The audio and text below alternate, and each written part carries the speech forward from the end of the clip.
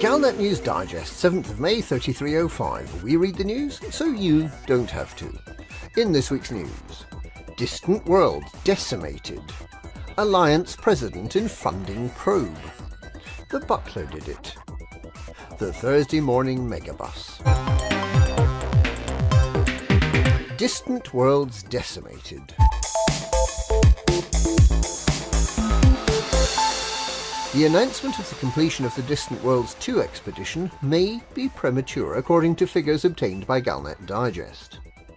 The article in Vox Galactica describes how 13,000 expedition members set out from Pallini on the 13th of January and how, after a journey of 73,000 light-years, the expedition has now arrived at its destination, Beagle Point. What the article doesn't describe is the massive level of attrition.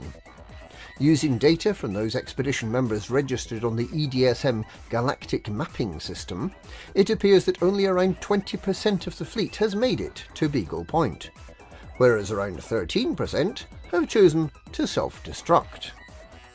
While there are still a few more weeks for expedition members to complete the journey, it seems highly likely that some explorers have given up, been lost in the depth of space, or have continued past Beagle Point in a bid to reach the next galaxy.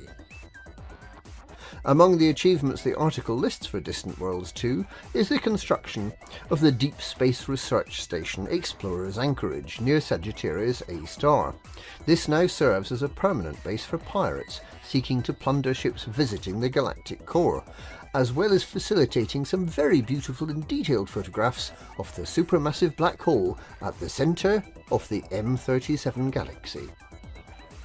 The organisers of Distant Worlds 2 have invited participants to make their own way home, which is their way of saying, "Bugger off, we're tired." Alliance president in funding probe.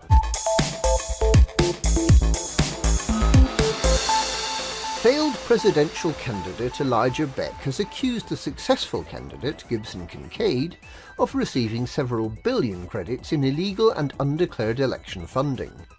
Beck declined to give any details, other than that the funding was arranged by a senior figure in the Bank of Zeonce.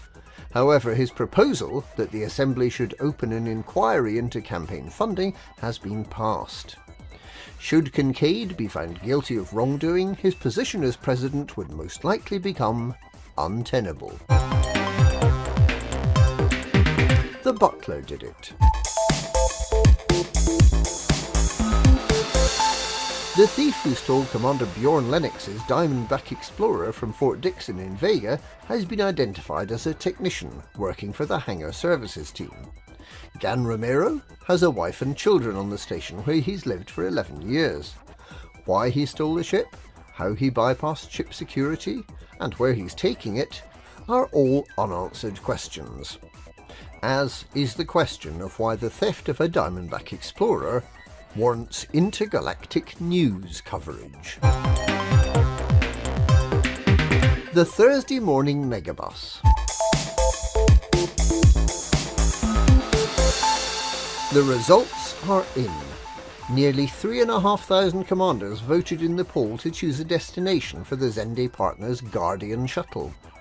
And of those who voted, nearly 40% chose the site that contains the blueprints for the Guardian fighters. Accordingly, from the 16th of May, a regular megaship shuttle will fly the 541 light-years from Zende to Sinuf EN-H D11-96. While another megaship will fly in the opposite direction. The two megaships, the Conduit and Sadler's Song, will do this once a week, on Thursdays. But if you miss the departure, don't despair.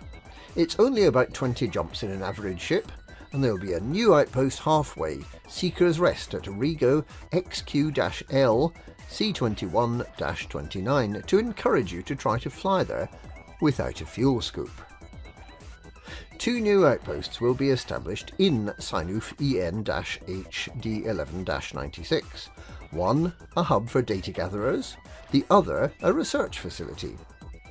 Such facilities inevitably attract pirates, making the Guardian ruins much less safe than previously. However, Commanders willing to pirate or scavenge are likely to be able to collect Guardian materials in new and exciting ways without actually needing to go anywhere near a Guardian site.